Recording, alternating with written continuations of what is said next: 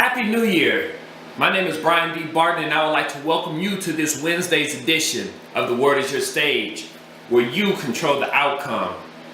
Now today is the day in which you all were waiting for, because the new year represents a clean slate. It represents a time in which you could start over. It represents something in which we give ourselves a boost, a head start, a kickoff, something that we've been holding on to all this time.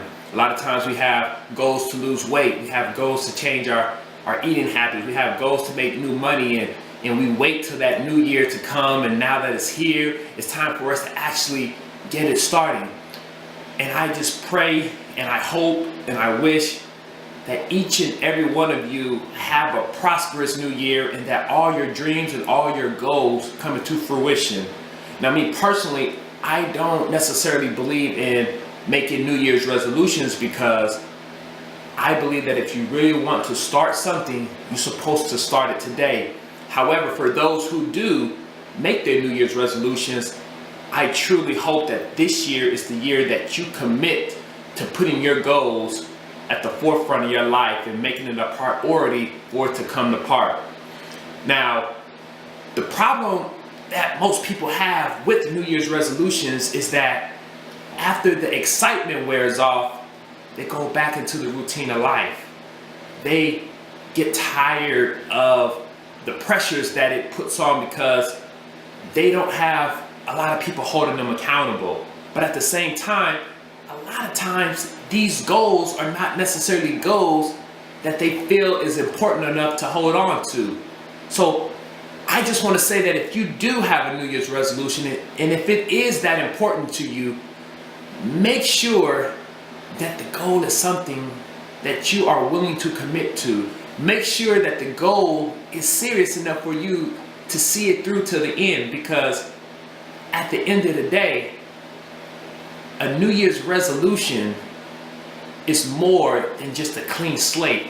It's more than just starting over, but instead it is a lifestyle change. It is a life decision that you make in your life. Whether it's losing weight, whether it's getting healthy, whether it's being financially fit, whether it's changing your relationships, it is a life decision that you're making that changes your lifestyle. So I pray that each and every one of you take this new year and declare it the year of commitment, because that is what we need in order to fulfill our goals. Now, I personally want to be your accountability partner, because I myself struggle through fulfilling goals in my life. And though I feel like I do a pretty good job at achieving things in my own life, I still struggle, because I'm human, and there's times where I get tired. There are times where I get discouraged, and sometimes I just need someone to pick me up. However, I also want to be that person to pick you up as you go and fulfill your dreams. And I want you all to join me on my 52-week journey through the new years as we accomplish our goals together. Now, in week 1, I want you to just write everything that you want to do in your life down. Everything.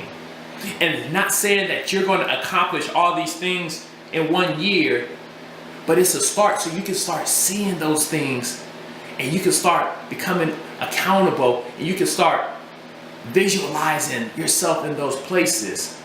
But more so, when you see those things written down, you hold yourself accountable, because it's easy to forget things that are just floating around in our minds. But when you see it on paper and you see it staring right in front of you, it makes you feel a certain way, because you know that it's on your plate and you know that you have to get it done.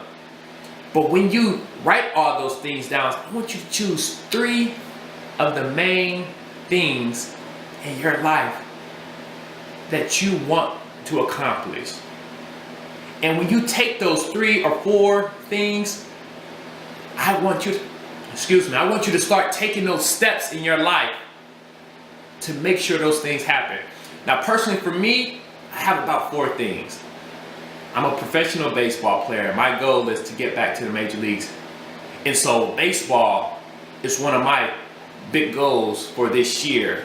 I have to put in the extra work, I have to keep training hard, I have to stay confident, and I got to continue to do all the things that's necessary for me to get back to the major leagues.